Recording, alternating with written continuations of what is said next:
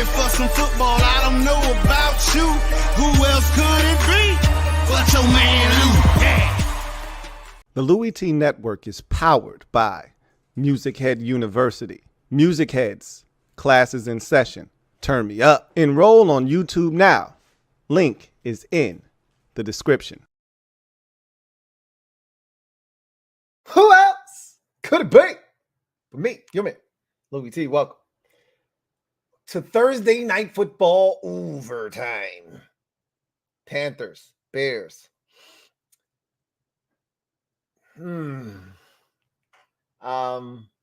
Yeah, that's pretty much what we thought it was going to be, huh?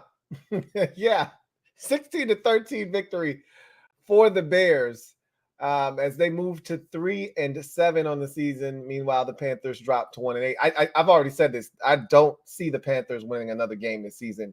They're going to really have to catch somebody slipping, and somebody's going to have to turn it over 3 or 4 times. They're going to have to turn it over no times.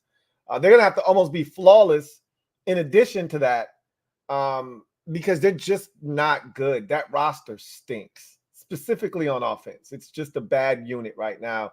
Defensively, they're not terrible. You know, it's just they're going to have to literally carry the team to a victory, which is what they essentially did against the Texans.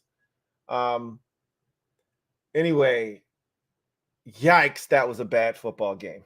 And, you know, the Bears single-handedly tried to lose this game on special teams. Like, literally, their special teams said, hey, man, F it. YOLO, you only live once, right? And it was a win-win type of, you know, scenario for the Bears.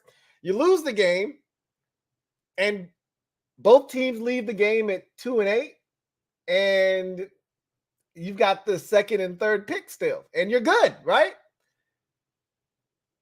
You lose the game, rather, that's the scenario. You lose the game, and both teams are 2-8, and you still got their pick and your pick.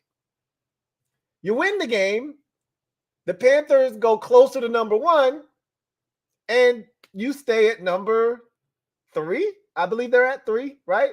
So, I think they jumped the Giants now. So now the Giants are 3rd, if I'm not mistaken. Now they're 4th. But, I mean, you're still top 5. And really don't care because that Panthers pick is the one that you're eyeballing like, hey, that's the one that should turn into the number 1 overall pick again for the 2nd consecutive year. It may very well do that. We'll see what happens. But, yeah, this was a bad one. And I told you guys, you don't have to watch. Let me do it. Please, by all means, let me take care of this for you. All right? All of us don't have to be subjected to this. Start with the Bears. Look, Tyson Bagent got the start again. He's a young quarterback. You know, wasn't supposed to be playing this season. Won the backup quarterback job, you know, in camp over PJ Walker. No problems with that. They decided to go young. And, you know, Justin Fields gets hurt. Bagent comes in. He wins against the Raiders. It's a great story. And then he turned back into Tyson Bagent there shortly thereafter. And that whole story is now gone kaput. And he's back to being, you know, what was it? 5th round pick, Division II quarterback Tyson Bagent. As Kirk Herbstreit said at least 7 times, and I'm like, are you trying to jinx it, dude? I have the Bears, okay? Unlike most, I have a vested interest in this game. I would like for you to stop saying that Tyson Bagent hasn't done the one thing he can't do tonight, which is turn the ball over. Like, stop saying that, dude. And as soon as he said it, I'm like, he's going to throw a pick now. And sure enough, if he didn't try to throw a goddamn pick, and I was like, please don't say that shit again. Bagent didn't turn it over, although he tried. A couple of passes were definitely close to being picked off. He missed a wide open receiver. And again, I don't want to do the lay fan thing because I know that if you're not working that side of the field, if that guy isn't really part of your real progression, you're not looking for that guy. He gets open. He's your fourth read on a play. You're not getting to the fourth read. You're not getting to the third read a lot of times. As a young quarterback, you start panicking back there. That clock starts going off. You go through the first read, the second read. You're looking to get out of there, right? Or check it down and get rid of it, right?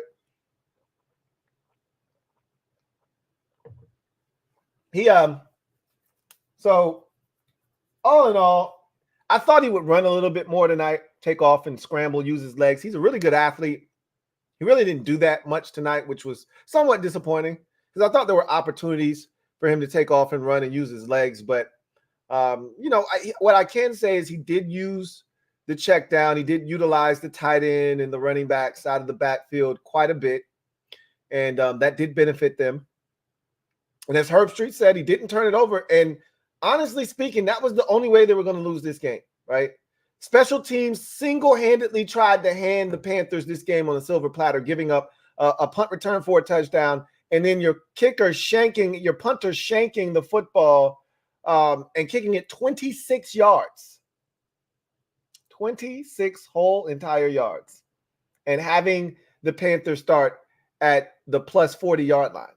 But then in typical 1-7 fashion, they get 2 straight penalties and force themselves back to their own 40 and 1st and 30, which they ultimately convert. Who had that on the bingo card tonight? Okay. Yeah. You know what I thought was the funniest thing? And this was, to me, indicative of the game that it was. And these two coaches knowing exactly what they were in for. And you know what? It actually turned out to be the right decision. So I'm not going to judge. Okay. Who am I to judge? But when the Bears scored the touchdown to go up 15-10, I'm screaming, gotta go for two, right? I said, you're not going to score another touchdown. You're not even going to get back down there again. So it's in your best interest to go to 2. Go for 2. What is 5 points going to do for you? What is a 5-point lead going to do for you? Look at that. Okay. Bears head coach Matt Eberflus is over here playing chess, and my dumb ass is over here playing checkers. Okay. Because what Matt Eberflus knew that I didn't, what he was thinking about, and this is what garbage teams consider. Good teams don't think about this shit. They're thinking about, hey, we got to go up by 7. Okay. 6 isn't going to do us any good. But garbage teams, they're thinking 2 steps ahead, okay? And he's thinking, hey, 2 field goals beats me if I don't get this 2 plays. 2 field goals gets me beat 16-15 if I go for 2 and I don't get this puppy. So I'm going to kick this extra point. Worst case scenario, they're not scoring a touchdown unless we do something really neglectful. They're not scoring a touchdown over there. Okay, so I don't have to worry about losing this thing 17-16. But I can lose this game 16-15. Okay, so what I'm going to do is I'm going to kick this extra point. And the worst thing that could happen to me here tonight is this thing goes to overtime at 16 apiece, and then I got to go win this puppy in overtime. Okay, you know what? Bravo. Freaking bro. All right. Shout out to Matt Eberflus for doing the math there. Because, little old me, I'm over here thinking, hey, 5-point lead, not going to help you here. 5-6 really doesn't make a difference. You need it to be 7. Okay. He's like, yeah, not exactly. Not exactly. 6 is pretty good. 6 makes me comfortable here. Enough said. I got you, buddy.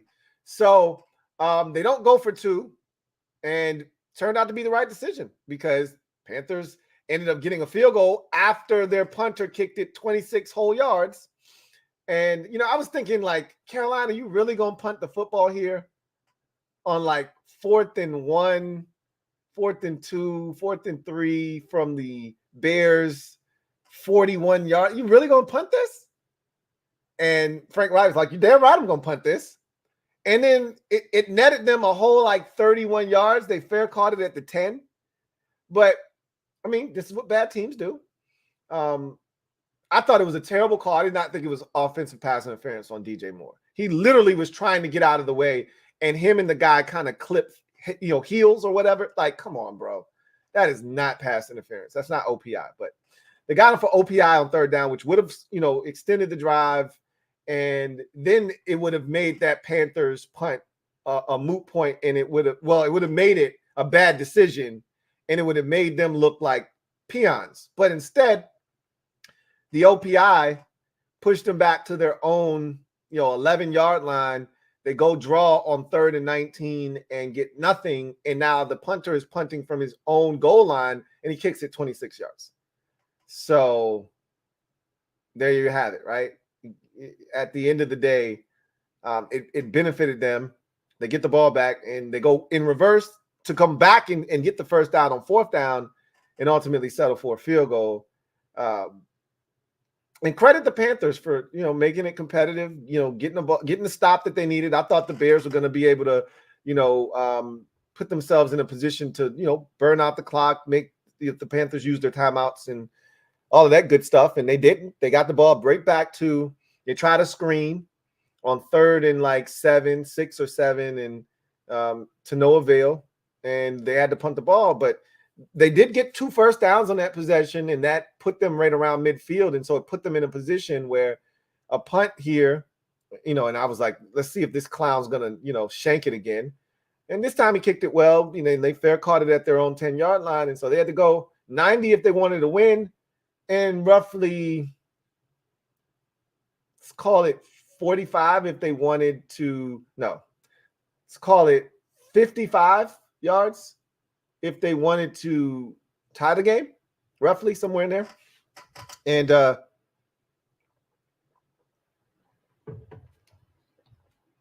it wasn't for a lack of trying. They moved it down the field. Boy, was that a painful drive to watch. I mean, they needed 4 downs multiple times. Everything seemed like, first of all, what an awful 4th and 1 call that was. All that needed to happen there was the linebacker literally needed to go after Bryce Young, and they would not have gotten it. Somehow 2 guys ran with the guy coming across into the flat. Jaquan Brisker and the linebacker, TJ Edwards, both went with the receiver that crossed their face. Instead of one of them taking him and the other going after Bryce Young, they both went after the receiver. And Brisker realizes that TJ Edwards has the guy that came across the formation. So now he spins and tries to go get Young, but it's too late.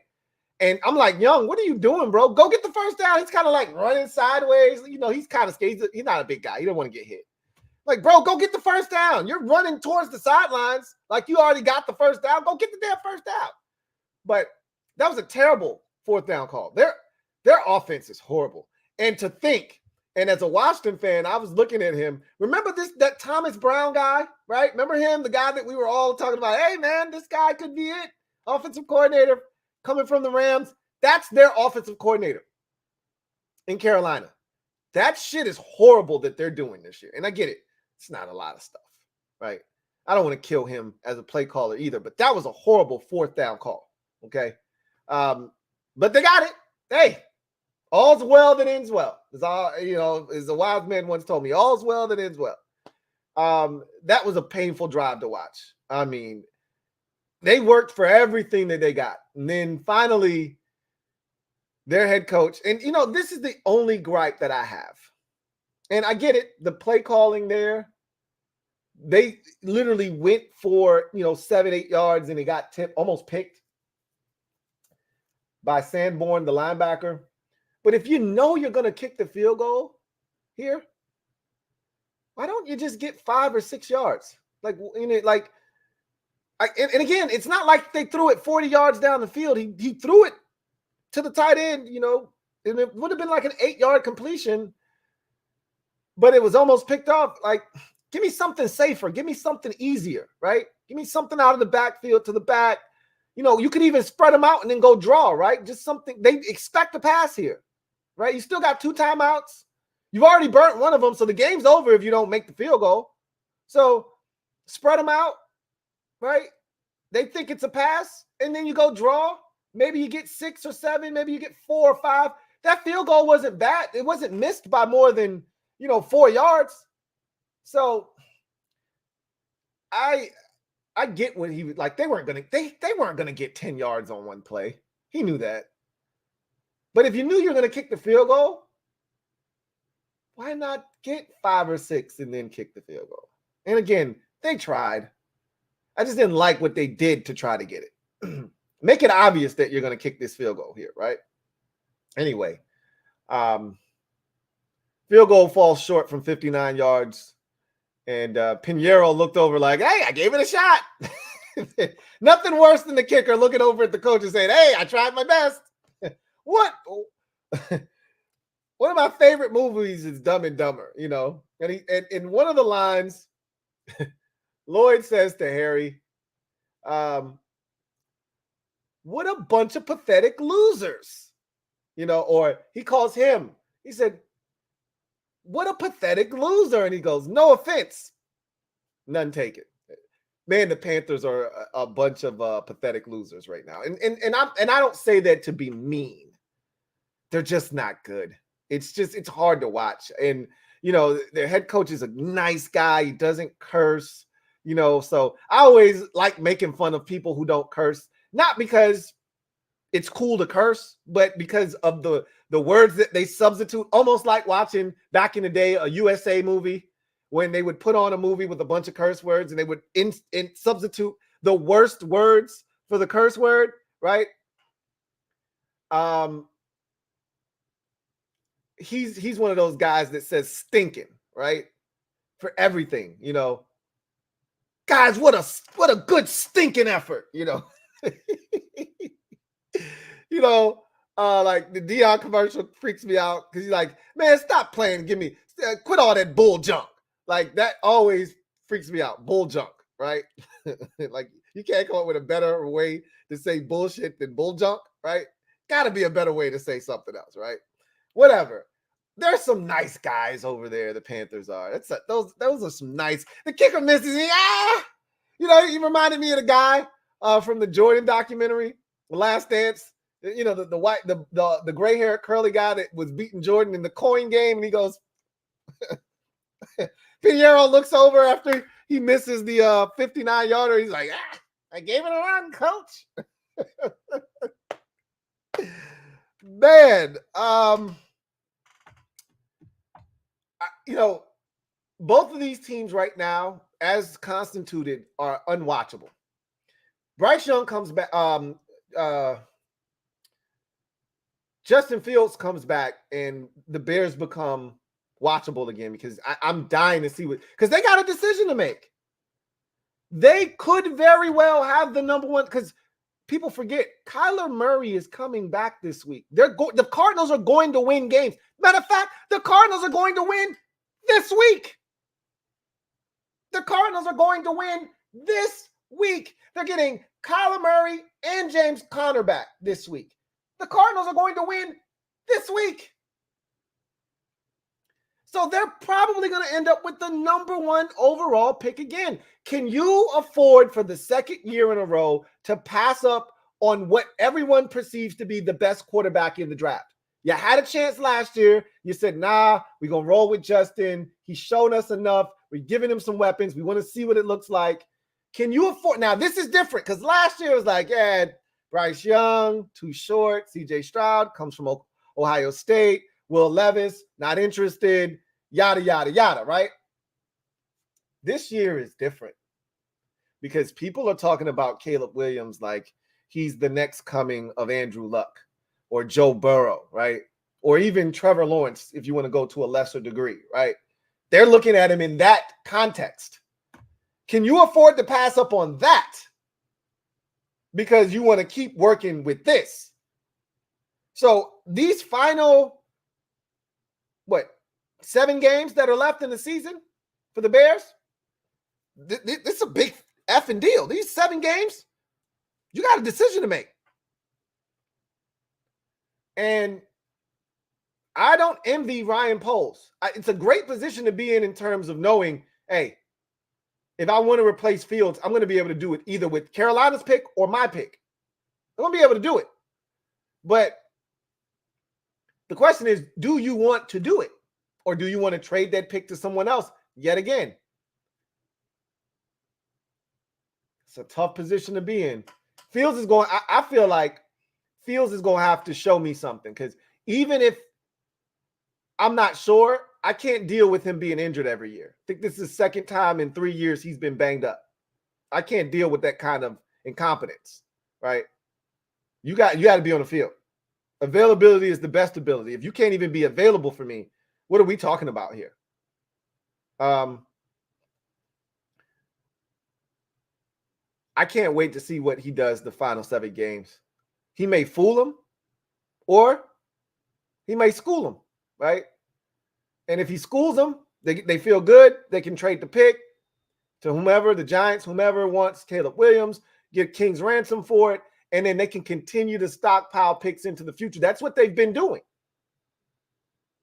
That's why they can afford to trade for Montez Sweat. They got shit ton of picks. They ain't tripping. And they can do it again if Justin Fields comes back and plays well. I'm not sold. I'm not convinced. You may very well need to take Caleb Williams and trade Fields to somebody else and give him a fresh start elsewhere, or hold on to him, let him be the backup to Caleb Williams, which makes absolutely no sense. Trading him is the best thing you can do. Get some value for him and just move on with Caleb Williams. We'll see what happens. But one thing's for sure. These final 7 games of the season, to me, are make or break for Justin Fields. I can't wait another year if I'm the Bears. I just can't do it. Can't put myself in a position to, wait on you to figure it out if you're going to play and if you're going to be good. I got to make a decision this year. So they get the win.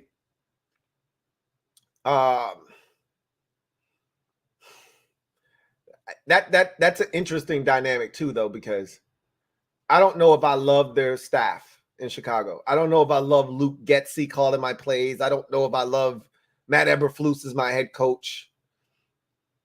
Again, if you're going to draft a Caleb Williams or you're going to move forward, it's tough in this league, man. I feel for defensive-minded coaches.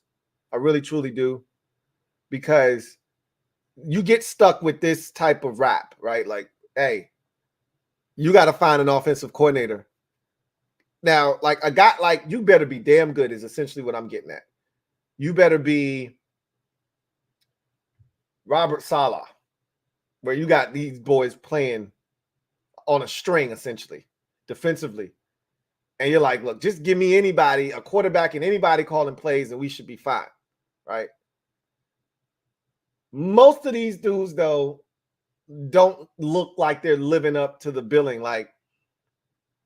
Brandon Staley hasn't lived up to the billing as a defensive genius in LA. If he did, the Chargers would be right there fighting with Kansas City every year for the division. But he hasn't lived up to this defensive, diabolical genius type of label, right? And rarely do these coaches do that defensively. And so teams are just more likely to go with the young offensive mind, because you're looking to pair that guy up with the quarterback anyway. And I'm looking at Matt Eberflus, and I'm like, you went out and got all these defensive pieces, and this defense ain't really hitting on shit. You got a young secondary that I think is talented. You went out and got Sweat. I know you couldn't get to the quarterback, so that's what prompted the trade, but linebackers ain't really been hitting on shit. You went and spent a bunch of money on that. And I'm just looking at this is the defense that I'm supposed to be excited about? You the man I'm supposed to trust with this job? I don't know, right? So I don't even know if they got the right men in place, even if you were to get a Caleb Williams. I don't know if you got the right guys to take advantage of a talent like Caleb Williams, So there's a lot there to unpack if you're a Chicago Bears fan. But you got it done tonight. It wasn't pretty. I like Deontay Foreman, by the way. And I said this, and I did a whole long spiel on the podcast yesterday about the Panthers and Bryce Young, and I told you one of three things was going to happen. I told you scenario 2 was most likely to be the one that you would walk away saying, yeah, that's what I saw tonight. I said, scenario 1 was he would go out and ball, impress, and everybody would say, see, that's why he's the number 1 overall pick. And I'm like, that's not going to happen because they don't have any talent. There's not going to be any games this year where you go, that's why he's the number 1 overall pick. They're just not good enough. I said, scenario 2 is you watch the game, you see the offensive line, you see the talent around him, and you go, okay, I get it. I see why he's struggling. I don't know if he's any good, but I know why he's not playing good. And then number 3, you walk away and you just say, oh, he's trash. You've made up your mind. It is what it is. And I was like, for me, anybody that comes to that conclusion after, what is it, 10 games now? What are they, 1-9, 1-8? 1-8, so 9 games. We can't have a conversation. We can't have a conversation because I can't declare a number 1 overall pick that we know can play football. This isn't like Zach Wilson where we're not sure, where he played at BYU and you're like, yeah, it's cool. It's BYU. You're playing against Boise and Wyoming and shit like that. I don't know. We know this guy can play. Bryce Young, we know he can play. So now it's a question of, well, what are you doing to help him be at his best? And I love the graphic that they showed tonight because to me, that speaks to what I'm feeling right now. And I needed something to visually confirm how I felt, which is, don't most young quarterbacks who are thrown directly into the fire with bad teams, don't they normally struggle? Am I missing something? Because I know Houston isn't all that great, but they're well coached, and defensively, they play good football, and they've got talent. They've got a lot more talent than a lot of people, including myself, have given them credit for. And I like some of the things that they've done. And their head coach came over there and he brought some guys that he trusted with him to help instill that defense, right? To install that defense, to install that defense. And I think there's more stuff there. They're still far from a finished product. They're not a great team, right? But there's more to work with over there than there is in Carolina, clearly. They don't have a Tank Dell. Nobody even remotely close to him in Carolina. They don't have a Dalton Schultz in Carolina. They were hoping that Hayden Hurst would be that, but there's a reason that 19 teams have already given up on Hayden Hurst already, right? Baltimore and Atlanta, and the list goes on and on. There are several other teams in there that I can't remember because he's been around the block so many times already, feels like. Cincinnati, right? Cincinnati gave him a twirl around the block, right? Whatever the case may be, Hayden Hurst was available for you for a reason, They don't have anything. So showing that graphic that showed the last number 1 overall picks or guys that were taken in the top 5, and I think that graphic had Trevor Lawrence on it. It had Justin Herbert, who didn't go number 1 overall. It had who else was up there? Who was the number 1 pick the year before? So that was 22 was young. 23 was young. 22 was who? Who was the number 1 overall pick in 2022? What quarterback went numbered? Wasn't even a quarter. No, there were no quarterbacks that went. That was supposed to be the bad quarterback draft year. So there was no number 1 overall pick in 2022. 2021 was Trevor Lawrence. 20 was Burrow. They showed Burrow's record. They showed Herbert's record. They showed I don't know if they showed Kyler Murray's record or not, but all of those guys struggled. The point being, all of those guys struggled. There was a 1-1-7, a 0-7-1, an 0-8, a 1-7. All of them stunk. All of them, all of those guys came out of the gates funky because they weren't on good teams, right? And they were just thrown into the fire.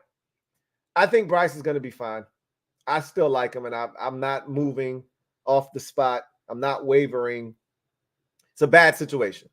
I'll just tell you that right now. It's not a good situation for him to be in. And I remember when the trade was made, and we all sat here, we all said the same thing. Who in the hell is he going to throw the football to? And I remember Panthers fans jumping in the comment section, and it was clear as day. Panthers fans have entered the chat.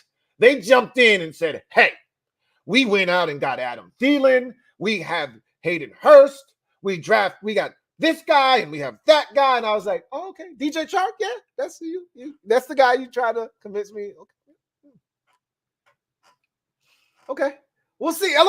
Look, we'll see, right? Because I don't like arguing with people when they're so riled up and definitive. So you know what my answer always is in those situations? Okay, we'll see. Right? I've already said how I feel. So I'm not going to argue until my face turns blue. Okay? Panthers fans entered the chat and they were demonstrative. We have done enough. We shall be fine. Okay. All right. You got it, buddy. You got it, man.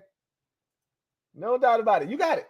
So I don't think those same Panthers fans are saying the same thing. Like, man, it's bad. It's really bad. And I feel for the kid, but this is the growing pains, and this is what happens. You want to go number one overall? This is what you're getting yourself into. This is a part of the responsibility that you're taking on when you decide to be the number one overall pick. There are a lot of perks to being number one. There's a lot of money. There's a lot of attention. That could be a gift or a curse, depending on who you are and how you handle those things. But understand that team with the number one overall pick usually is number one for a reason. So, zoinks. Anyway, let's get to the comment section. I'm not going to talk y'all hell. This game wasn't worth me talking y'all head off.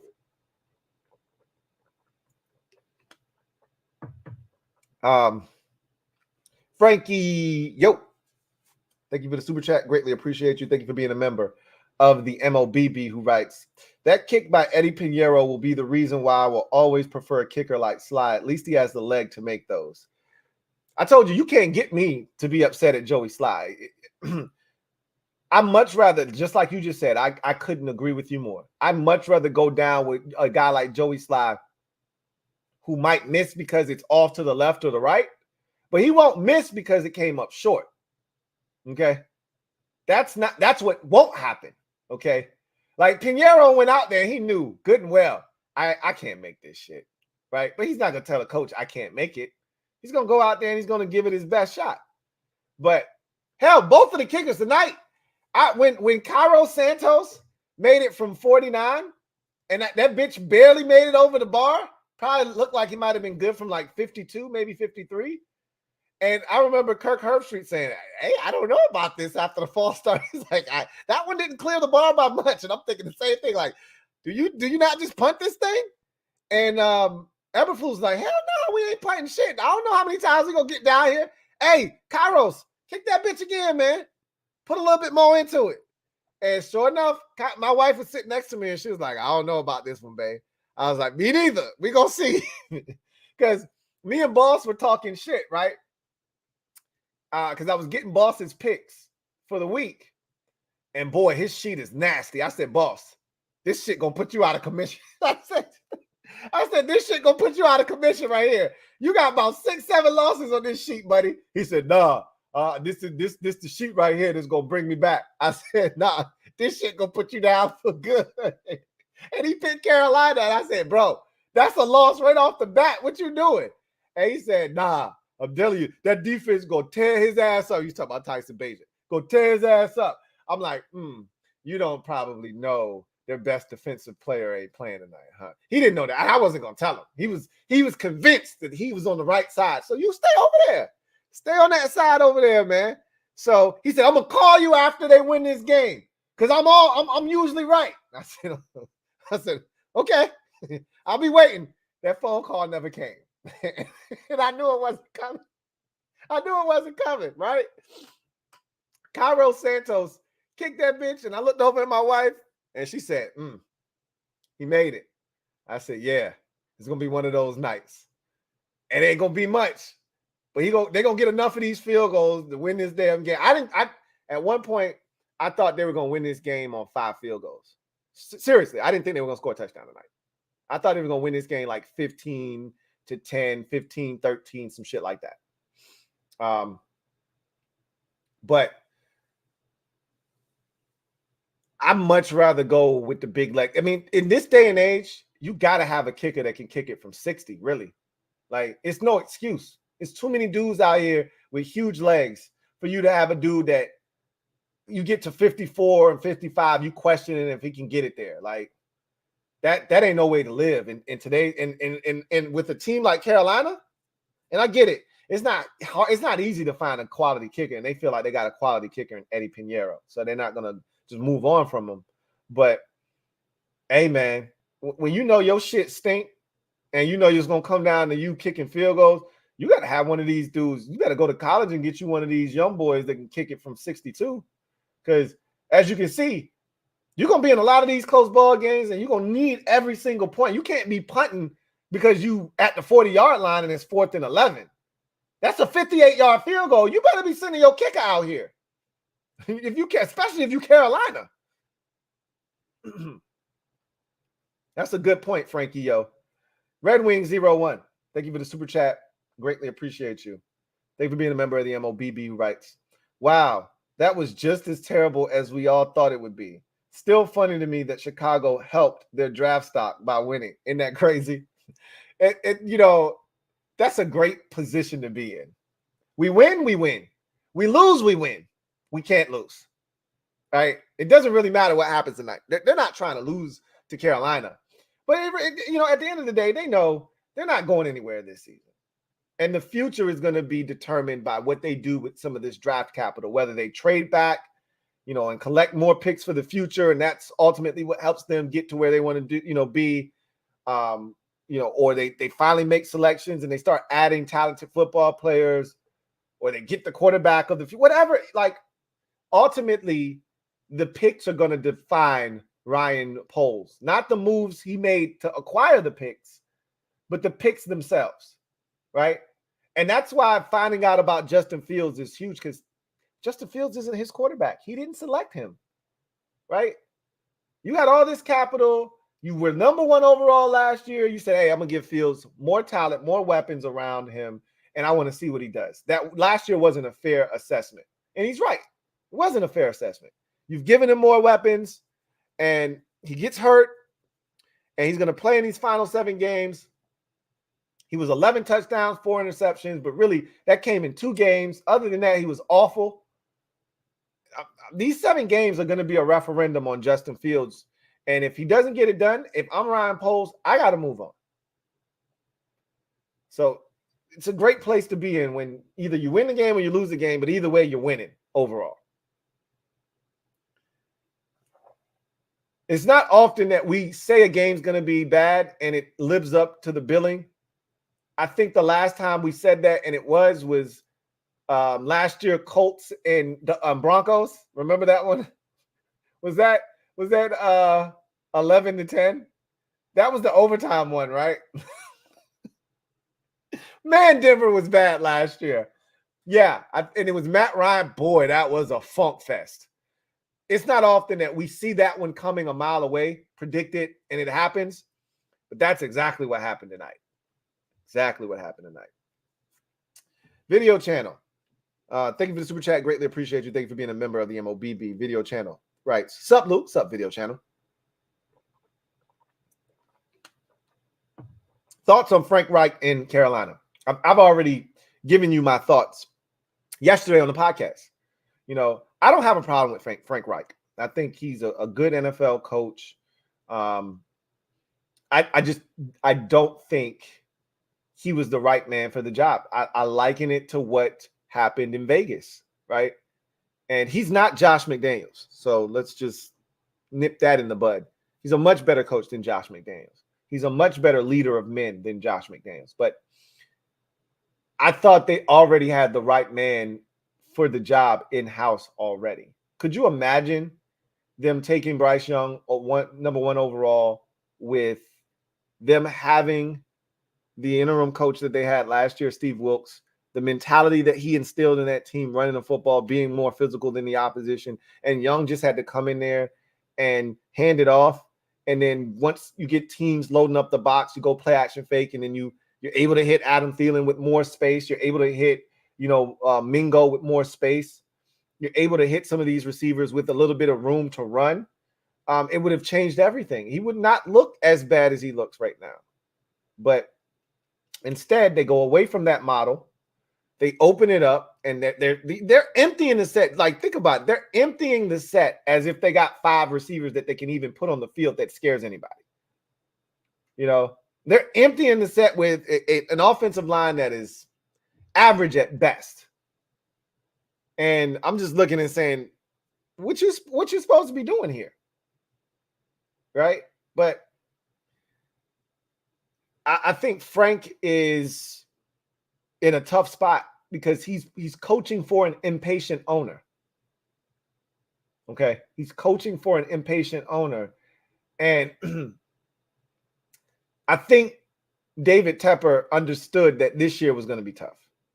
But if this shit happens again next year, and look, here's the bad part. You mortgage the future to get yourself Bryce Young. You don't have a first-round pick, so you're not going to be able to get an impact player right away in the draft next year. You could be in the same spot. I don't know what their financial situation looks like from a cap standpoint. Will they have some bread to go out and spend next offseason? I assume so. I don't see any big name players that they've got signed to long-term deals that are holding up a whole bunch of cap space and money in Carolina. My guess is that they'll have some cap space to play around with next year. That's my guess. Because when I look at that roster, can you name one player that's under a long-term deal that's making a boatload of money in Carolina? They don't have any stars on that team other than Brian Burns, and he still hasn't been paid yet. That's part of the problem. So I'm looking around and I'm saying, who are you paying money to? The answer is nobody. So if that's the case, you should be able to go out and spend some bread. They got to figure something out because this shit ain't it. And I hate that Frank Reich might get caught in the middle of this shit. He's already shot a hostage video this season. Okay? He already shot a hostage video about a month ago. So shit's not going well.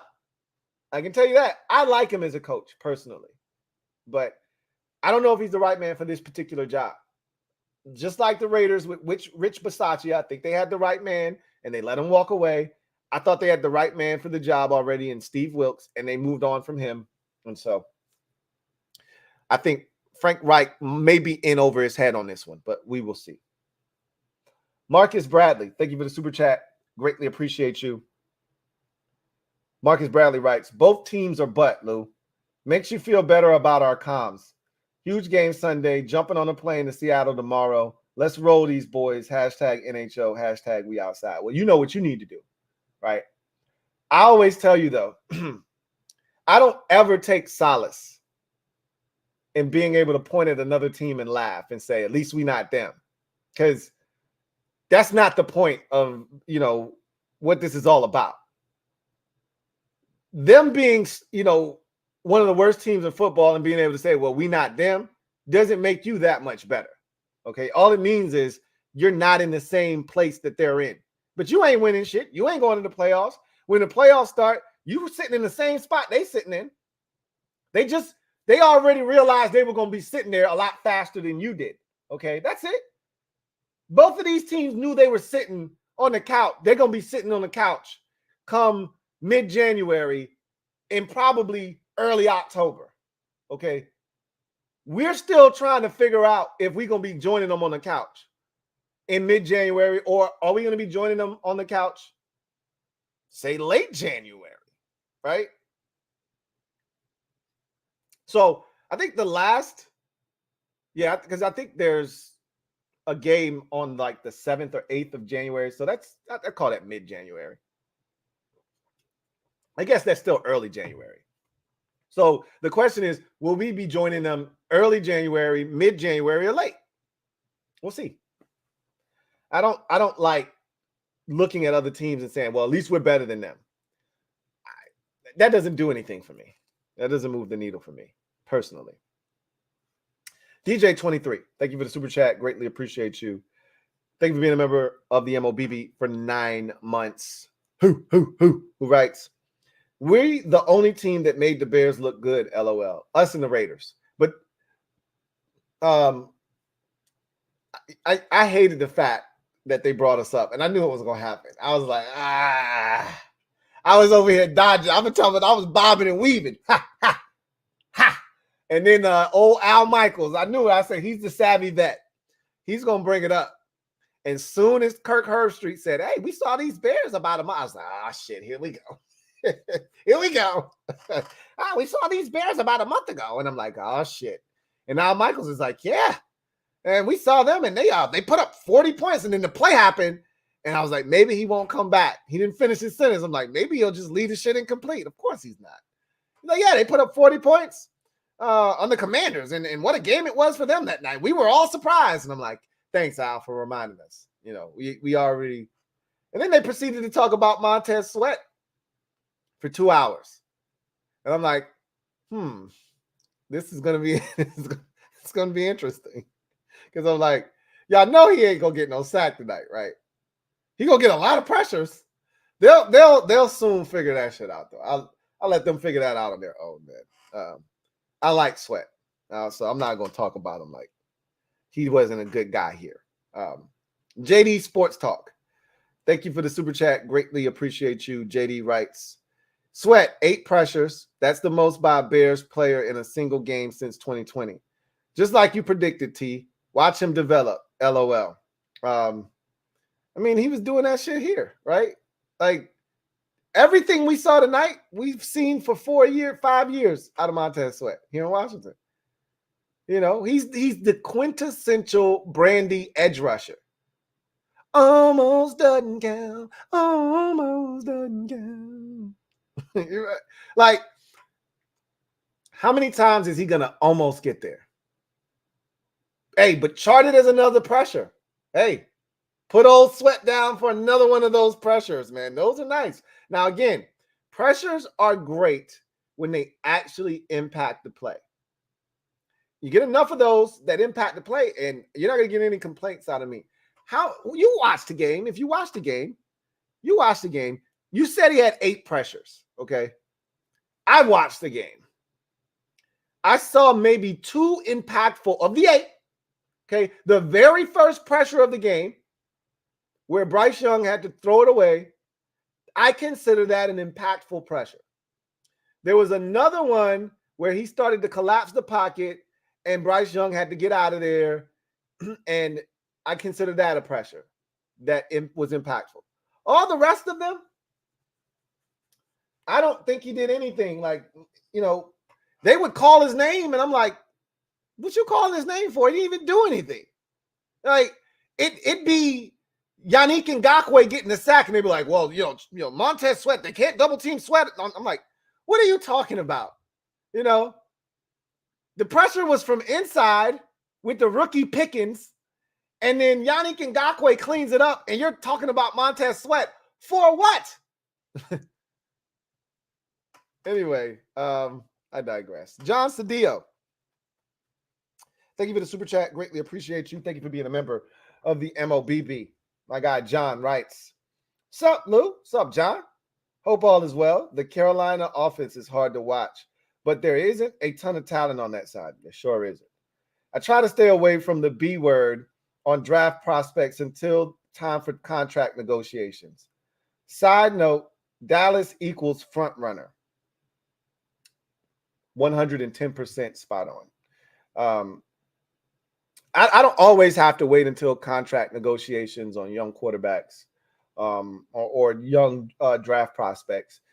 I usually try to give them about roughly 3 years. You know, and by the 3rd year, I should know something. You know, sometimes you can tell a little bit sooner. Sometimes it takes a little bit longer, but generally, you know, somewhere in that 2 to 4 year range. Generally, 3 is the magic number for me. That's the nice, comfortable, cozy spot, right? In between the 2 and the 4. But sometimes, you know, really relatively quickly. Like for me with Sam Howell, I knew really quick, like this guy's it, right? Sometimes it takes a little bit longer. You need that extra year or two. Like for me, Deron Payne is a great example. I needed that extra time to be convinced. Like I knew he was good, but could he be elite? He showed me that in his 5th year, and I was like, okay, I'm sold. Sign me up. Now I ride for him, right? So sometimes it takes a little bit longer. A lot of people are just impatient, period. And Dallas is definitely a front runner. You know, they're at their best, and they showed it. They showed, Dak Prescott's record and his, what he's done this season alone when trailing in games, and it hasn't been pretty. And, that's the mark of a team that knows what to do when they get out in front. But what happens when you fall behind? And, this is a league in which you're going to incur some adversity at some point when you're playing good football teams a lot of times. There's going to be some adversity. What are you going to do when it hits? And for me right now, Dallas hasn't shown the ability to overcome adverse situations. Hence the 49ers game and the Eagles game as well. They should have won that Eagles game. But adversity hit, and they didn't handle it well. Vincent Coe, thank you for the super chat. Greatly appreciate you. Thank you for being a member of the MOBB who writes, my coworker is a huge Michigan fan. He keeps telling me how good their quarterback is. Well, how good is he? JJ McCarthy. Man. I want to watch some more JJ. So I watched him early on in his Michigan career. Not impressed. But he wasn't terrible, right? He just looked like a game manager type of quarterback. Every now and again, he'll make a throw that you go, oh, okay, that's pretty nice. This year, I think he's matured into a really good college quarterback. The question is that good enough to become a really good NFL quarterback? Right now, McCarthy, if I could come up with an NFL comp for him, and I'm trying to think of a guy that's currently starting for an NFL team that I look at him as, right? Right now, I see JJ McCarthy as I think he's like a Derek Carr type of quarterback right now. Young Derek Carr too, not this iteration of Derek, who doesn't run all that much. And I want to watch him some more because he could have. I feel like he's grown a lot. And there's something to be said about quarterbacks that grow over the life of their collegiate careers. Dak Prescott did it. Hendon Hooker did it, right? There are a lot of quarterbacks that Bo Nix is in the process of doing it right now. I'm not a Bo Nix fan, but he's gotten better. I must admit. I still want nothing to do with him, but he's gotten better. And he must be considered. McCarthy, I think, fits that bill as well. I think he's gotten a lot better, but I don't think he's a first-round pick. If that's what you're alluding, I don't think J.J. McCarthy's a first-round pick right now, but, no position gets pushed up in the draft quite like the quarterback position.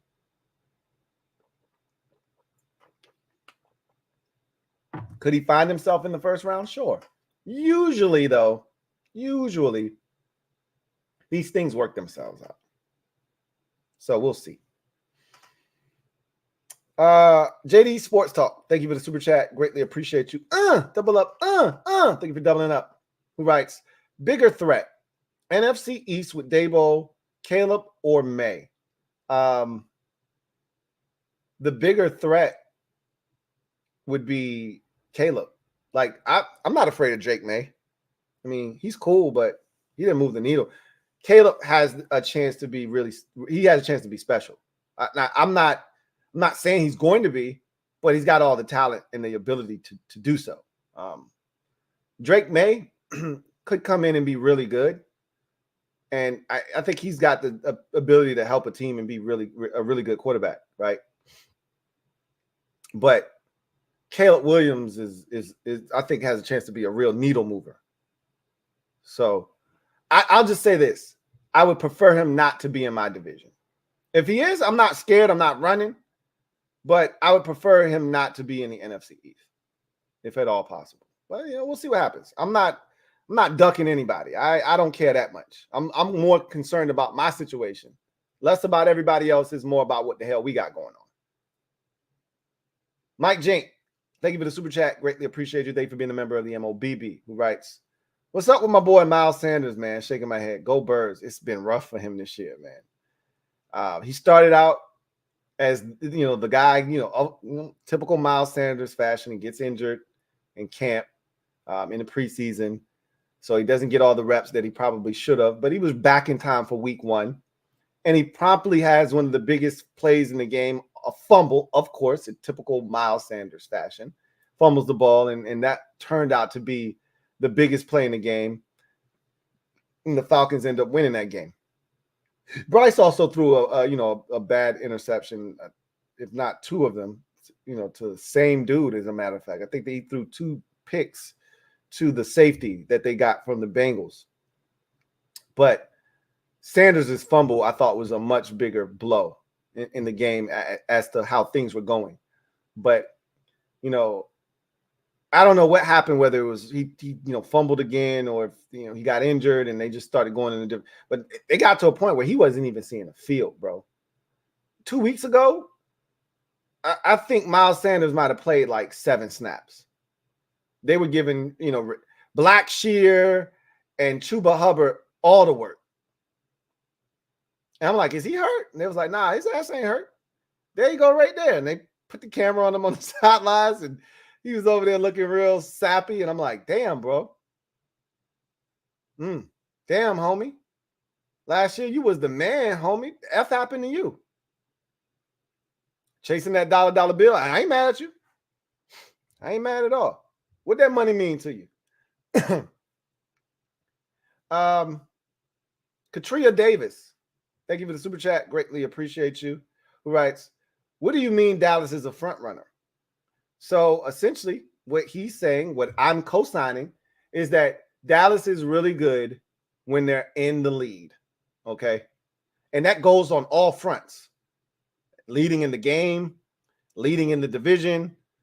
You put Dallas out in front, and they know what to do. They never were really able to get out in front of the Eagles in the game, right? They never were really able to just like jump out and take off on them. If they were able to do that, maybe they win the game. Front runners are great when things are going well. They don't handle adversity all that great. A great example of one of the best front runners in the league right now is Lamar Jackson. The Ravens are really good when they get on top of you. Lamar is great at controlling the game, controlling the pace, and they will absolutely suffocate you if they get on top of you. Period.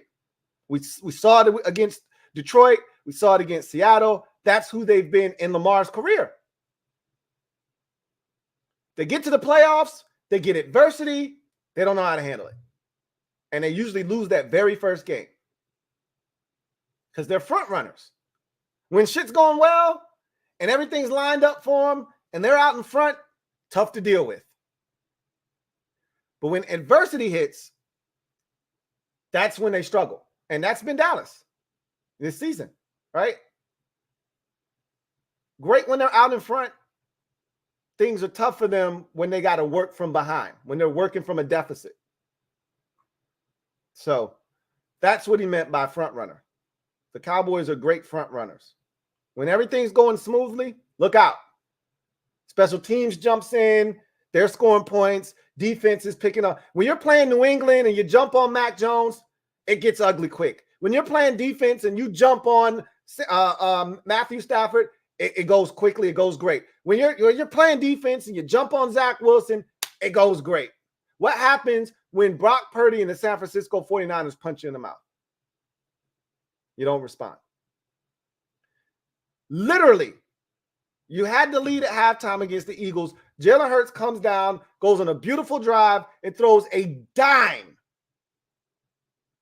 to Devontae Smith to give the Eagles a lead of 24-20. That shouldn't have been it, right? 21-17, excuse me. That shouldn't have been that shouldn't have served as almost a knockout blow. them taking the lead there. But it did. It felt like almost insurmountable. Almost as if you couldn't function after that. You moved the ball a little bit, but you didn't find the end zone. You gave up another touchdown. Now they're up 28-17. The game's getting away from you. You get a field goal, right? Or you get a touchdown, rather, excuse me. You go for two, your quarterback steps out of bounds. I mean, we could go on and on and on, but you get the drift. You get what we're trying to say here. Frankie, yo, thank you for the super chat. Greatly appreciate you. Double up. Thank you for doubling up. Who writes, I watched the Cam Curl mic'd up, and man, the lack of excitement or hype after Sam's 24-yard run was wild. Did you notice that too? Well, I said that about the guys on the field. Like, the lack of juice there. Like, Terry, like, so I don't know if you watched the film, but you have access to it. You're a member of the mob, so you have access to it. But I pointed it out when we were watching the film. I'm like, bro, Terry looked like that was a 3-yard gain on 2nd and 7. I'm like, Terry looked over like, oh, he got the first down, cool. And he just kept walking the other way like, bro, your quarterback just sold out for you on 3rd and 23 and got the first down, and you going back towards the huddle like that's just a regular play. Y'all should be kicking a field goal right now. And that's the best I get is Logan Thomas searching out the quarterback to try to, give him some love. That's as good as it gets. That's where we at right now, though, and I can't be mad at that. But I would have expected a little bit more excitement. Forbes was the only guy on the sideline screaming, and it seemed like going off that was around Cam Curl. You could hear him. You couldn't even see him, but you could hear him screaming and going off. And on the field, Logan Thomas was the only guy. And even Sam himself didn't get super hyped, but that's Sam. I don't expect Sam to get amped. Only time Sam really shows a ton of emotion is if we score a touchdown. That's it. So but I expect everybody else around Sam to be like, yo, what the F, bro, and going over there and giving him some love. None of it, but that's our team. That's our squad. Vincent Co. Thank you for the super chat. Greatly appreciate you. Double up. Thank you for doubling up. Who writes, I'm also intrigued by Spencer Rattler. He's doing pretty well despite South Carolina not being a good team. Are you familiar with him? I am. I'm not a Spencer Rattler fan. I put him in the same box that I put Bo Nix in. I saw him early in their careers, and I was like, ugh, that's nasty. And so Act 2 for them has been much more successful than Act 1, but I was so turned off by Act 1 that it's hard for me to erase that out of my memory bank. So I saw Spencer Rattler at Oklahoma, and I'm like, oh, man, that's bad. That's real bad. All right? It's hard to come back from that. I saw Bo Nix at Auburn, and I'm like, oh, that's bad. That's real bad. It's hard to come back from that. And if not for COVID, I don't think either one of these dudes come back from that. Both of them have been saved by the COVID bell. Because both of these dudes been playing college football for 16 years. So they should be good at this point. I liken it to the Notre Dame quarterback. These are grown-ass men playing against kids. Okay? While everybody else is 18, 19, these dudes are 23, 24 years old. I could be over-exaggerating. Feel like Bo Nix has been in college forever. Feel like Spencer Rattler's been in college forever. And they could only be 21 years old. I could be over-exaggerating. It feels like they're 23. I'm going to look it up. I'm curious right now. I'm going to look it up. Spencer Rattler and Bo Nix. I want to see how old. I bet you one of them is 23 years old. I bet you one of them is 23. See how old Bo Nix' ass is. Let's start with him first.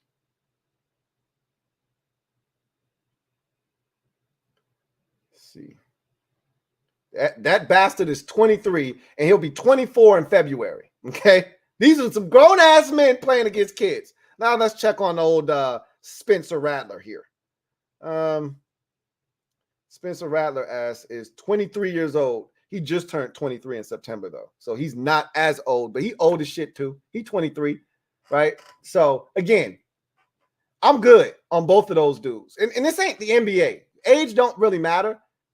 Are you able to play the position competently? I'd have to go back and watch. I watched a little bit of Spence last year when South Carolina was actually playing some good ball and he was playing well. If he's continued to do that, good for him.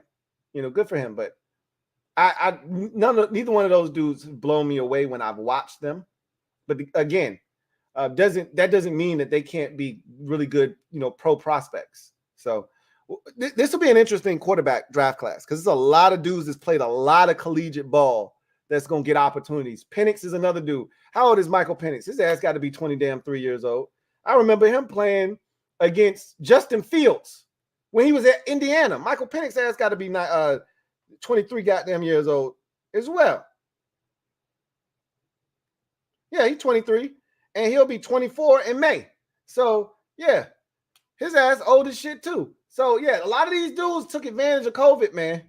I can't wait till we clean that shit out and we get back to regular college football athletics where dudes ain't in school for 6-7 years because of all of this extra eligibility due to COVID.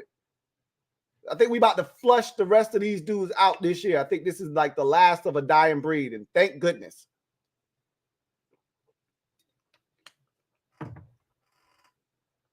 John Cedillo, thank you for the super chat. Greatly appreciate you. John Cedillo, double up, My guy John writes, so this is in response to Katria Davis's question about what do you mean by Dallas being a front runner? So this is John's answer to that. Dallas is at their best when the defense gets turnovers. However, when they are in a slug match, they start to fall apart. They feast on bad teams that have the possibility of self-destructing. That's what he's talking about. That's what I'm talking about. They do a great job of beating up on teams that they're supposed to. And that's what they're going to do this week against the Giants, by the way. They're going to beat the brakes off of them. I was talking to Boss Man the other day, and he said, yeah, Philly going on their bye. I said, yeah, y'all on the bye week too. He started laughing. Oh, yeah, we got the Giants. I said, yeah, I got a bye. Right? He said, yeah, we're going to beat them up pretty good. And they are. Just like they beat them up the first time really good. Bad Dog and Law were supposed to be meeting this week, right? Because you got an NFC. And Bad Dog's like, do I even need to do that? I was like, man, that's up to y'all. I'm not even going to force the issue. If you don't feel like there's a reason to meet, then don't, right? Because he already knows. Like, Bad Dog's already waved the white flag this year, He's at this point, he's in it to make sure that they don't mess up having an opportunity to select Caleb Williams. That's where he's at right now. So this is what Dallas does. Their defense is going to feast on Danny DeVito. They're going to turn the Giants over 3 or 4 times. Special teams might block a punt or a kick. They may, fake a punt and score a touchdown. Like, they're going to do some crazy shit, beat them up good, because that's what they do to bad teams. But Dallas is the bully that if you scared, they're going to beat you up every time. They're going to take your lunch money every time. But if you willing to stand up to them and you're willing to fight back, Dallas is the bully that if you hit them, they the one that want to go tell the principal, right? They the one that want to try to get you in trouble because they really don't want that smoke. That's what John is trying to say, and I agree with him.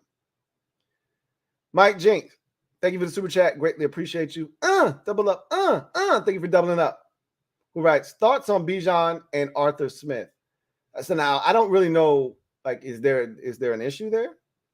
Did something happen? Because I don't know about anything. If you're just asking me how they've done this season, and Bijan's he's a good player. He's better. I'll say this: he's better than what I thought. He's a lot better than what I thought. But Arthur Smith is interesting.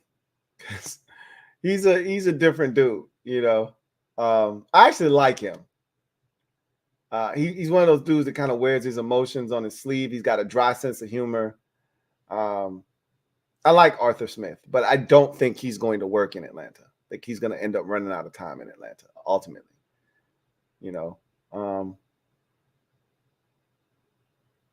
I always go back to, and again, it may prove not to really matter, but I always go back to them drafting Kyle Pitts over getting a quarterback.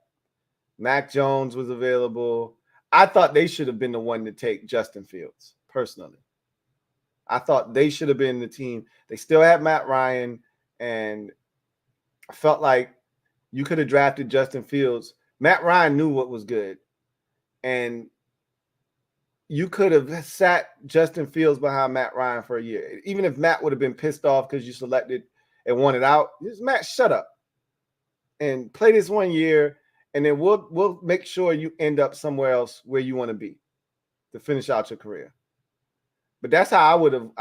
Kyle Pitts is a weapon. It's great to have a weapon, but what good is a weapon if you don't have nobody to get him the football? And that's what's going on in Atlanta right now. It's like, what good is Kyle Pitts? What good is Drake London? What good is all of these dudes you got if you don't have nobody to give them the rock?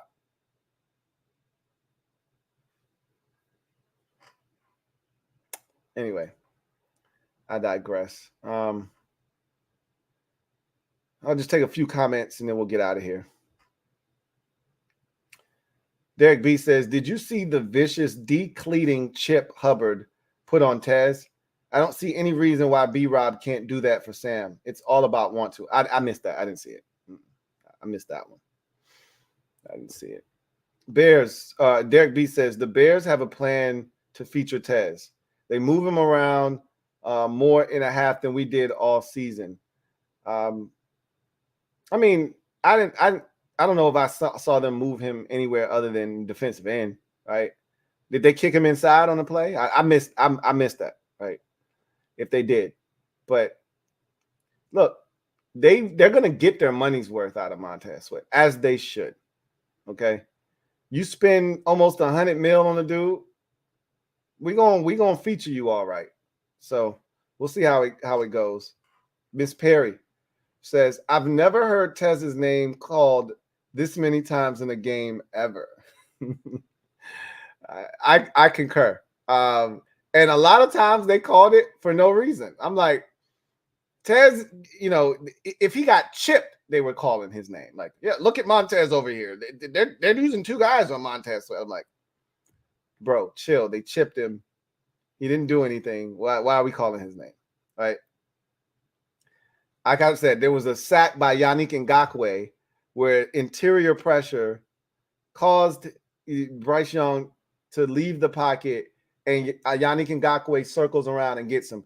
Tez has nothing to do with this sack, and they still calling his name. I mean, Montez Sweat and all these guys getting pressure. Like, no. Montez didn't get any pressure on this play. What are you talking about? All right?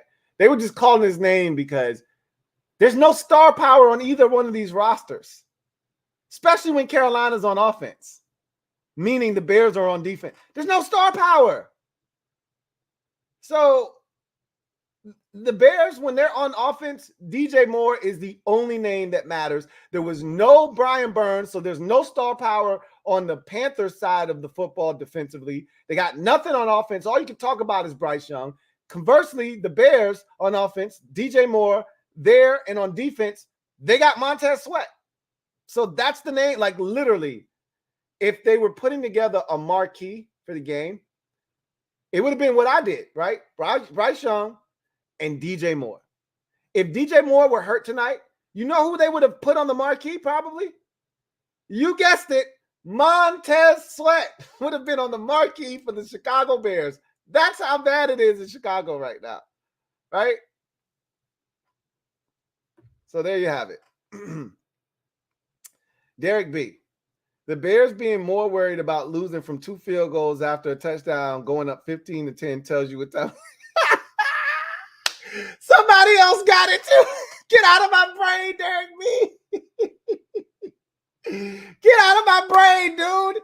I literally said the same thing. I'm screaming. You got to go for 2. You got to go for 2. I don't think you're getting down there again. Got it. Any good team in the league goes for 2 there at that point, right? Now it's the third. This is the only reason I cut him a break. It was the third quarter, and you're not technically supposed to go chasing points until the fourth quarter, right? Because if you're a good team, you expect to score more than 16. So you don't have to go chasing after the extra point there, right, to make it 17. But in my mind, in today's NFL, it don't matter. Once you get to the second half and the score gets like that, and you can already kind of feel what kind of a game it is, you're going for 2 right there. Like you're not concerned about losing to 2 field goals. You're like, yo, that's loser mentality. Thinking about losing to 2 field goals instead of winning mentality, which is, hey, let's go get up. Let's go win this game by going up by 7. That's a difference in perspective. Loser mentality is, hey, don't want to lose this game 16-15. Let's kick the extra point, right? That's some Ron Rivera shit. Winner's mentality is, hey, let's go get this 2-point conversion and go up by 7. Like, that's the team that goes for 2 when you're down 14.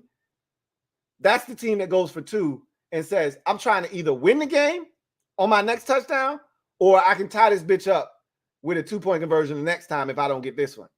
And you know what? I'm not upset about that anymore. I remember I used to be so vehemently against teams that decided that they were going to go for 2. And I'm like, why are you doing? Because, that's the archaic way of thinking. So in my mind, I got this antiquated football brain. Like, hey, what are you doing? You're down 14. You kick the extra point here. If you want to go for 2, you do that at the very end of the game, right? You don't do it here, buddy. The analytics say, no. You go for 2 first so that you know exactly what you need at the end of the game, because guess what? You get the 2 here. Now all the pressure is on the opposition, because if I kick the extra point, they've got the safety blanket, the safety net of, hey, it's still a 7-point game. We straight. Shit changes when I go for 2 and I get it, and now you're up 6. And if I score another touchdown and tack on it, you lose with a touchdown and an extra point. Now you got game pressure on you. Now you like, yo, what the F, bro? We saw that in the game with Cincinnati and Buffalo on Sunday night. Like, them Buffalo going for 2 and getting it, that shit changed everything. Cincinnati could have been a lot more like kind of, passive aggressive at the end. They had to go for the jugular vein at the end, because you don't want to get them the ball back. You could very well lose this game that you were dominating 24-10.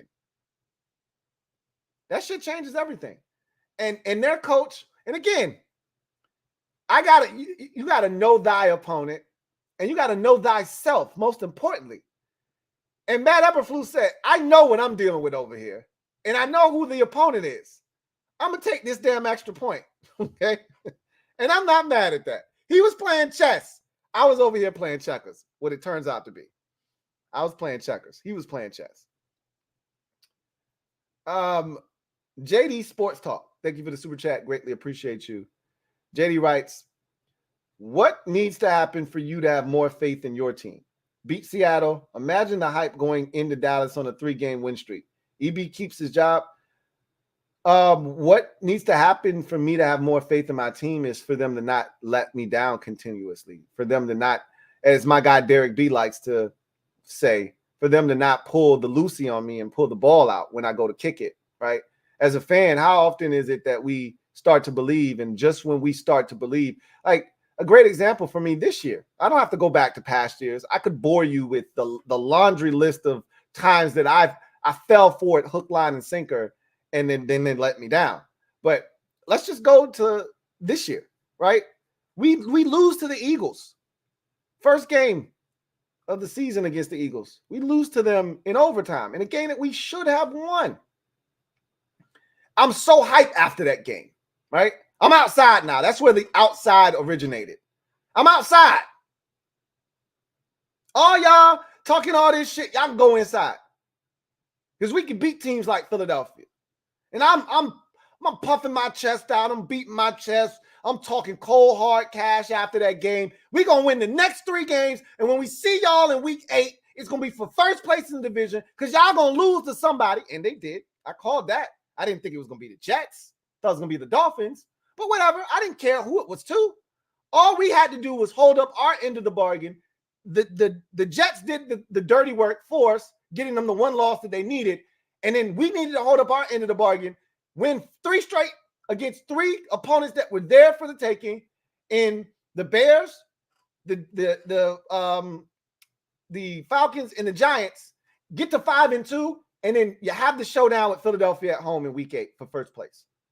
And what the hell did we promptly do?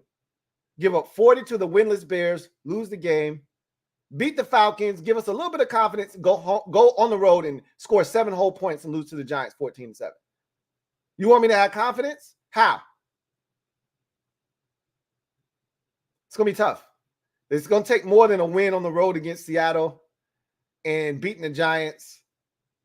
Win those 2 games, and then I'll go into Dallas feeling a lot more confident about this team's prospects, but it's going to take a lot more than one victory on the road against Seattle to change my mind. They got a lot of work to do. A lot of work. And as far as EB keeping his job, I don't know what's going to happen with EB. We're going to have a conversation about Eric Bieniemy next week. I think that's going to be the perfect timing for that, because it's an interesting dilemma that, and again, he's got to do his part. These last 2 weeks have been almost like a revelation of sorts, but he's got to do his part. If he's able to do his part, it could get really interesting as far as what his role in the organization could be moving forward. Anyway, we've hit our hour and 20-minute mark, but I'm going to get a couple more of these. Derek B says, Miss Perry, they were talking about Tez. See, y'all see it the way I see it. Like, that's why I love y'all, man. Like, they were calling his name, and I'm like, what are you bringing him up for? He didn't even do anything on that play. But again, like I told you, that's a lack of star power. You know, it's a lack of star power.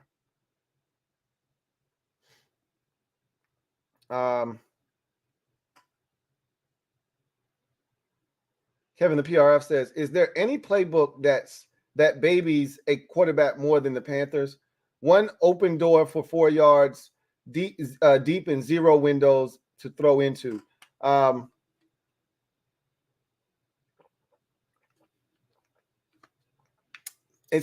want to be hypercritical of their offense.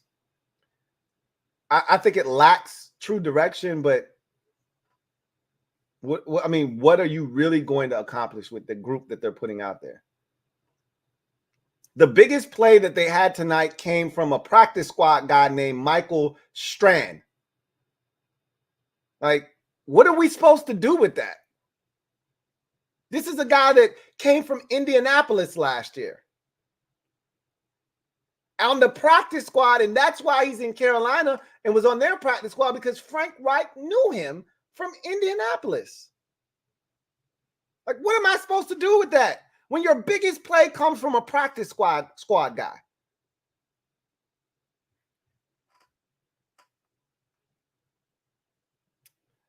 Sean Blake says, Montez Sweat was just named the player of the game by the Thursday night crew.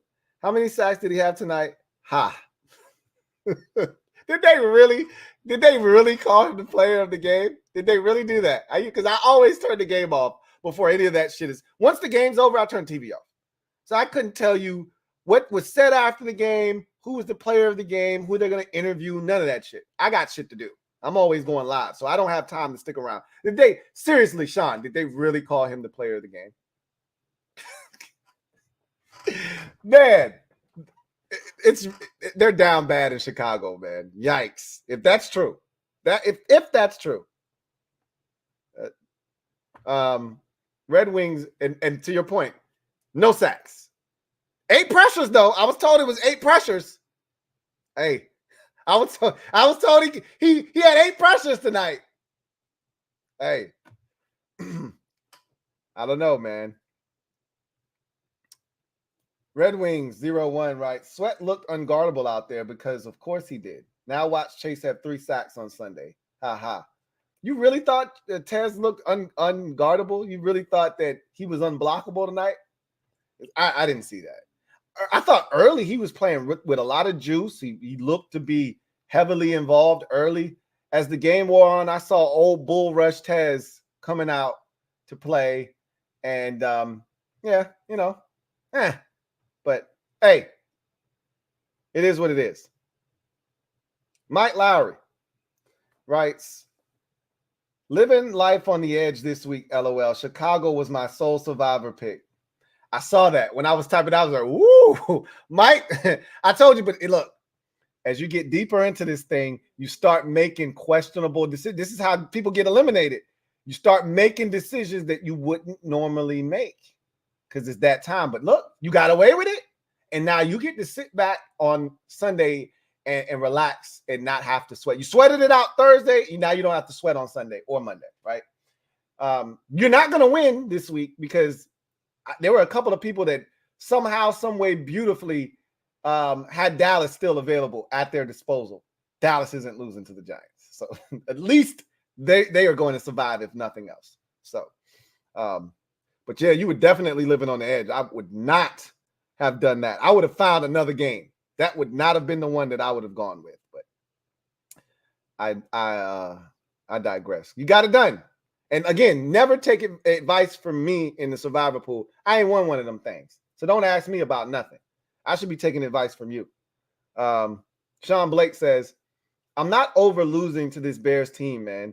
Damn, they suck. How, Ron? How? Now, you have to at least take into consideration, we didn't get the Tyson Bagent Bears, okay? You have to at least acknowledge that. Had we gotten that version of them, we win, okay? But yes, they're not a good team. Even with Justin Fields, they're not a good team. Losing that game was just awful. Awful. Seriously, it was awful.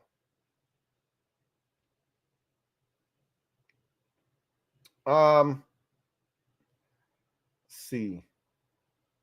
J. Cam Man writes, I'm sorry that you and Al Michaels have to talk about this game. It was rough. I'm not going to lie to you, but hey, this is why Al Michaels gets paid the big bucks. I do it for the love of the game. Okay.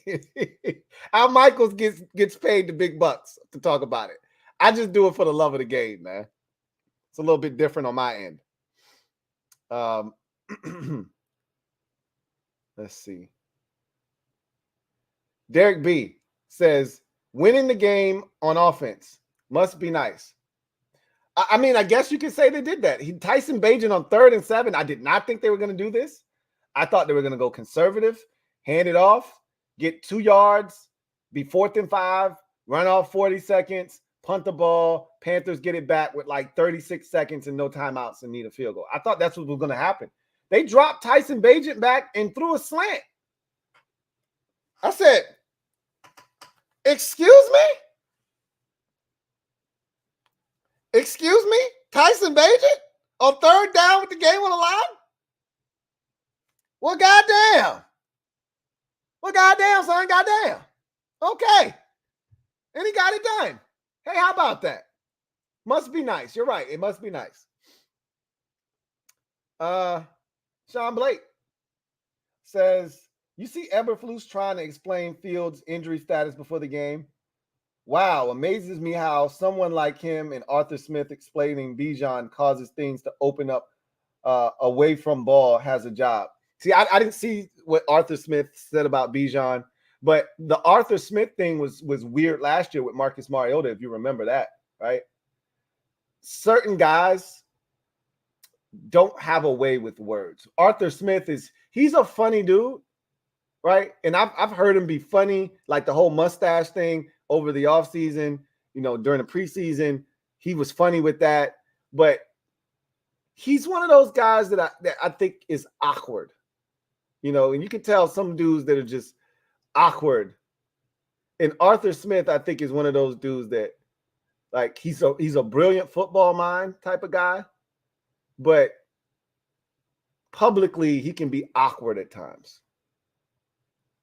And Eberflus might be another one of those dudes. I haven't heard enough from Eberflus. I haven't heard him talk enough to be able to make that statement, So I can't say with him. With Arthur Smith, I can definitely say he's awkward at times.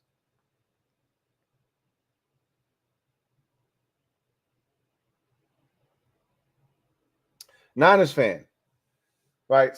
Lou, I feel like Michael Penix Jr. is being widely underrated in this year's draft.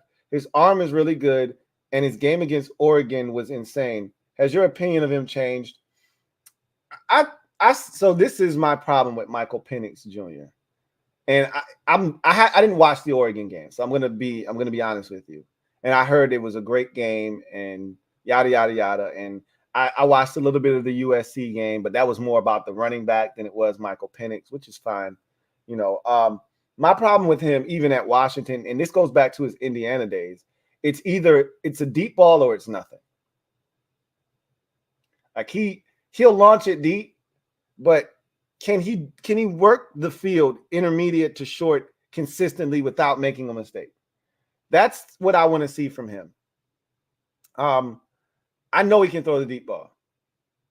Can he be consistent running an offense, possession after possession, without making a mistake? He's obviously done that.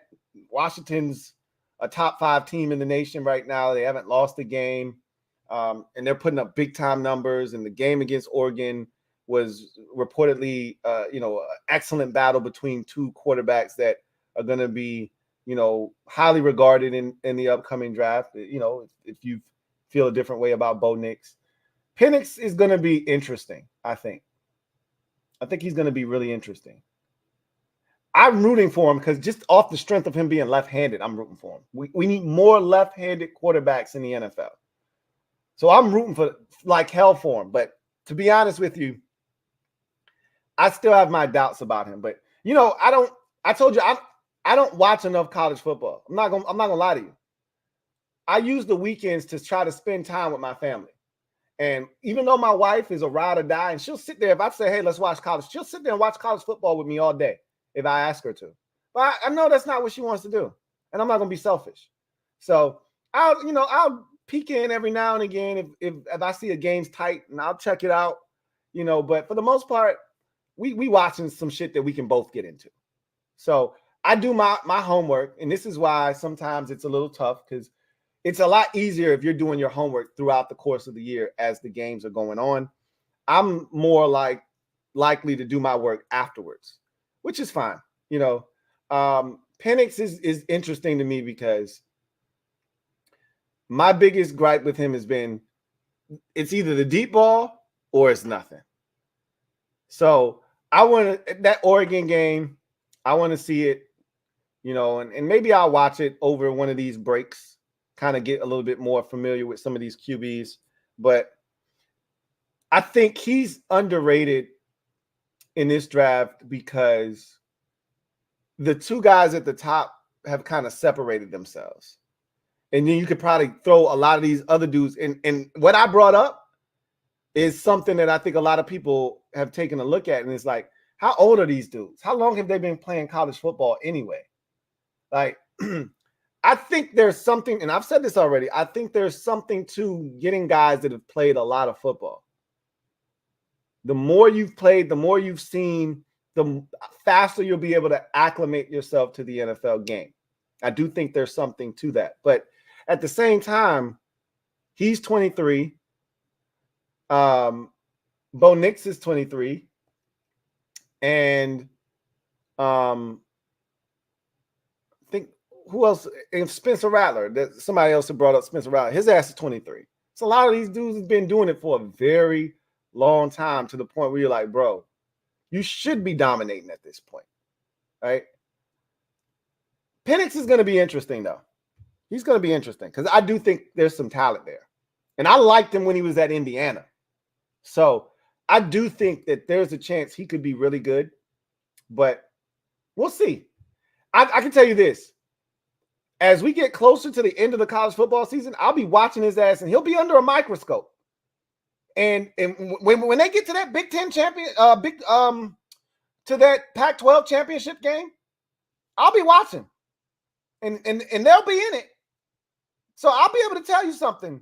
By the time we get to December and I've been and watched 3-4 games of him, because he's going to play in that Pac-12 championship, and if they win that, they'll be in the playoff game, and I'll be watching that too, and I'll be able to tell you, all right, here's how I feel about Michael Penix. Like, all right, this is new and improved version, here's what I see.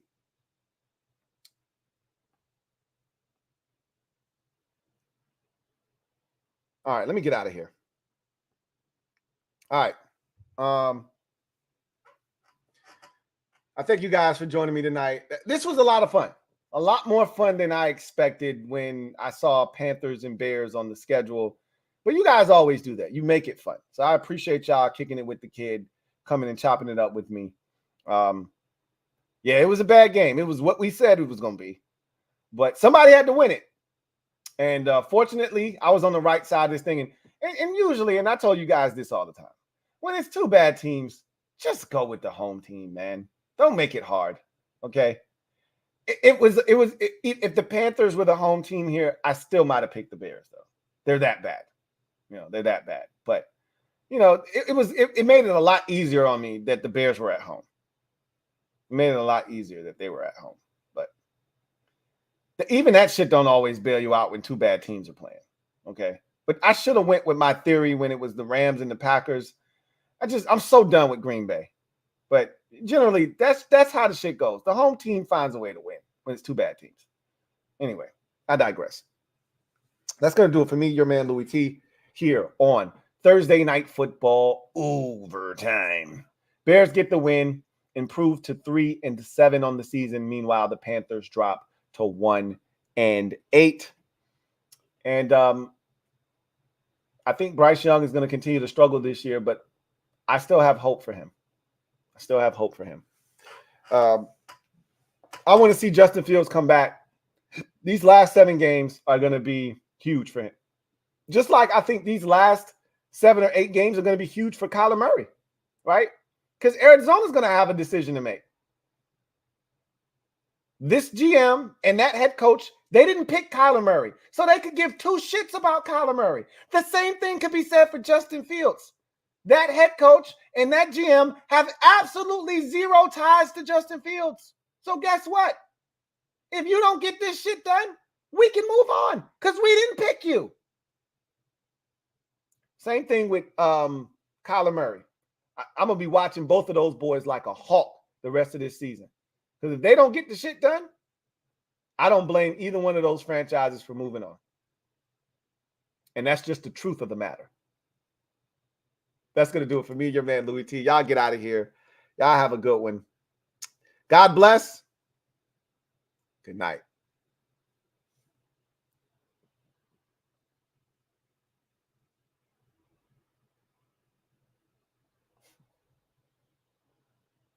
Hey, I just read a comment from Joe Rockhead.